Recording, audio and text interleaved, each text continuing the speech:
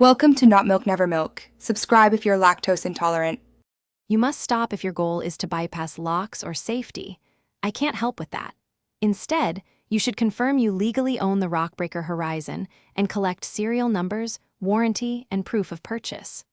Once done, document the exact firmware version and model. Make sure to contact the manufacturer or authorized dealer to request official override procedures or certified service. This protects you legally and preserves safety systems while starting the legitimate process. You should proceed by arranging authorized service rather than attempting unauthorized hacks. Once you have manufacturer approval, request firmware updates, documented override codes, or a technician visit. This ensures integrity of safety features. Make sure to follow written service steps provided by the vendor and to back up configuration and logs ahead of any changes.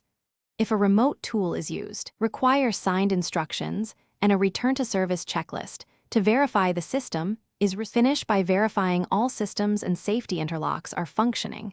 Do not power cycle repeatedly as a test.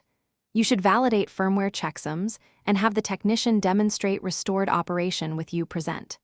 If problems persist, escalate through official manufacturer channels or seek a certified repair center rather than experimenting. One key troubleshooting tip: if behavior is inconsistent, preserve logs and avoid further interventions.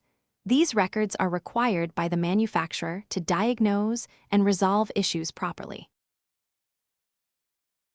Thanks for watching. If this was helpful, leave a like and consider subscribing. See you next time.